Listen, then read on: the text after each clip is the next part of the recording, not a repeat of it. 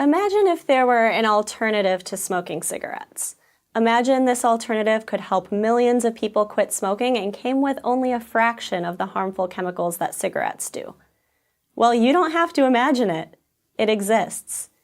E-cigarettes are the most innovative and promising smoking cessation product yet invented. So public health officials and anti-tobacco activists are all in favor of this life-saving innovation, right? Actually, they're almost all totally against it. Why? Because, incredibly, they make no substantial distinction between e-cigarettes and real cigarettes, even though they are completely different products. To begin with, e-cigarettes aren't cigarettes. They contain no tobacco. Instead, a liquid containing nicotine derived from tobacco leaves is vaporized, and users of e-cigarettes inhale that vapor. Vapor, mind you, not smoke.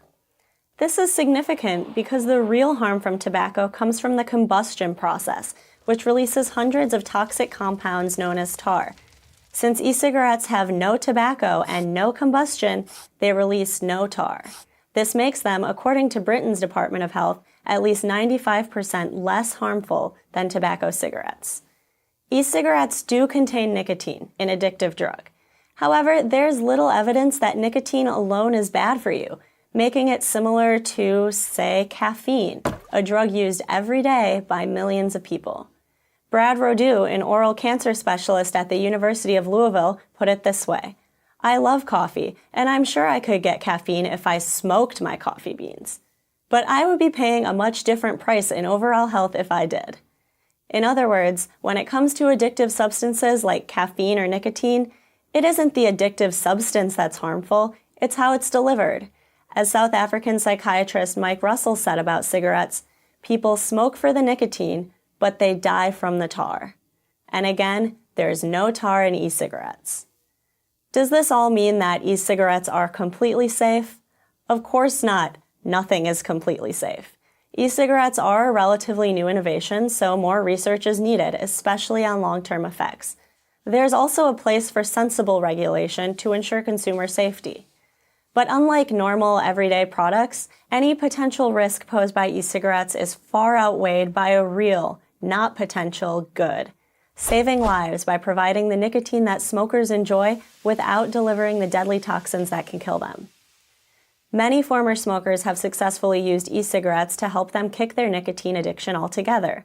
A recent study in an Oxford Journal peer-reviewed publication, Nicotine and Tobacco Research, said that e-cigarettes could reduce smoking-related deaths by 21%. That's thousands of lives every year. John Britton, an epidemiologist and director of the University of Nottingham's Center for Tobacco and Alcohol Studies, is even more optimistic.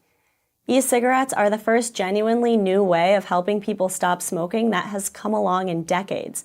They have the potential to help half or more of all smokers get off cigarettes. So again, you'd think public health officials and anti-tobacco groups would be doing everything they could to encourage smokers to switch to e-cigarettes. Instead, they push for laws and rules that equate the two products. Cigarettes are bad, so e-cigarettes must also be bad.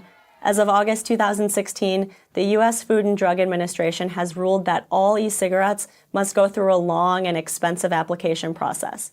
This process could end up costing as much as $1 million per new product.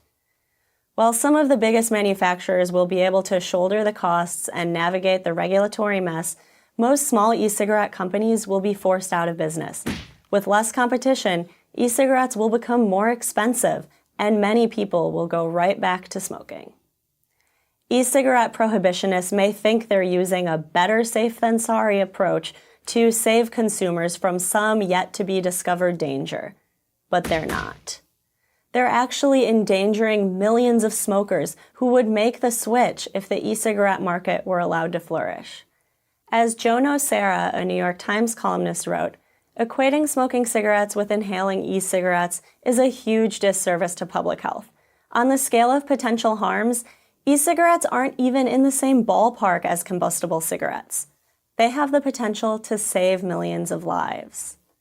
The government needs to develop a new paradigm for dealing with e-cigarettes, one that ensures basic standards but recognizes their relative safety and immense benefit to public health. If they don't, more people will die. Imagine that. I'm Caroline Kitchens of the R Street Institute for Prager University. To subscribe to our YouTube channel, click here. To help keep our videos free, donate here.